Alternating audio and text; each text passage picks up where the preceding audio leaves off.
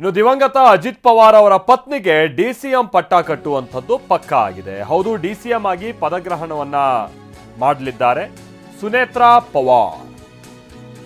ಈ ತರದೊಂದು ಚರ್ಚೆ ಮೊನ್ನೆಯಿಂದನೂ ಇತ್ತು, ಅದು ಇವತ್ತು ಖಚಿತ ಆಗಿದೆ. ವಿಮಾನ ದುರಂತದಲ್ಲಿ ಅಜಿತ್ ಪವಾರ್ ಅವರು ಮೃತಪಟ್ಟರು.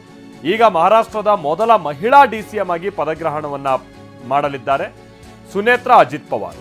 ಸುನೇತ್ರಾ ಅಜಿತ್ ಪವಾರ್ ಅವರು ಸದ್ಯ ಈಗ ಅವರು ರಾಜ್ಯಸಭಾ ಸದಸ್ಯೆ.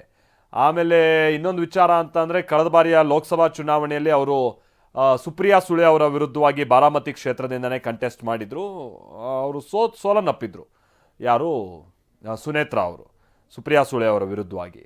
ಈಗ ಅವರು ನಾನು ಹೇಳ್ದಂಗೆ ರಾಜ್ಯಸಭಾ ಸದಸ್ಯೆ, ಬಟ್ ಈಗ ಅವರು ಅವರನ್ನು NCP ಶಾಸಕಾಂಗ ಪಕ್ಷದ ನಾಯಕಿಯನ್ನಾಗಿ ಆಯ್ಕೆ ಮಾಡಲಾಗಿದ್ದು, ಸಂಜೆ 5 ಗಂಟೆಗೆ DCM ಆಗಿ ಸುನೇತ್ರಾ ಅವರು ಪ್ರಮಾಣ ವಚನ ಸ್ವೀಕರಿಸಲಿದ್ದಾರೆ. ಈಗ ನಮ್ಮಲ್ಲೇ ಇರುವಂತೆ ಅಲ್ಲೂ ಕೂಡ ವಿಧಾನ ಪರಿಷತ್ ಇದೆ ಇಲ್ಲಿ ಮಹಾರಾಷ್ಟ್ರದಲ್ಲಿ. ಸೊ ಒಂದು ಅವರು MLA ಆಗಬೇಕು, ಇಲ್ಲ ವಿಧಾನ ಪರಿಷತ್ ಸದಸ್ಯ MLC ಆಗಬೇಕು. ಸೊ ಹಾಗಾಗಿ ಅವರು ಮೇಲ್ಮನೆಗೆ ಆಯ್ಕೆ ಆಗ್ಬೋದಾ ಅಂತ ಚಾನ್ಸಸ್ ಭಾಳ ಹೆಚ್ಚಿದೆ ಅಂತಲೇ ಹೇಳಲಾಗ್ತಾ ಇದೆ. ಮಹಾರಾಷ್ಟ್ರದಲ್ಲಿ 6 ತಿಂಗಳೇನೋ ಟೈಮ್ ಇದೆ. ಅವರು ಒನ್ಸ್ ಪದಗ್ರಹಣ ಮಾಡಿದ ಮೇಲೆ ಮುಖ್ಯಮಂತ್ರಿಯಾಗಿ ಅಥವಾ ಉಪಮುಖ್ಯಮಂತ್ರಿಯಾಗಿ 6 ತಿಂಗಳ ಒಳಗಾಗಿ ಅವರು ಪರಿಷತ್ ಸದಸ್ಯೆ ಆಗಬೇಕು, ಇಲ್ಲ ಅಂತ ಅಂದರೆ ವಿಧಾನಸಭಾ ಸದಸ್ಯೆ ಆಗಬೇಕು.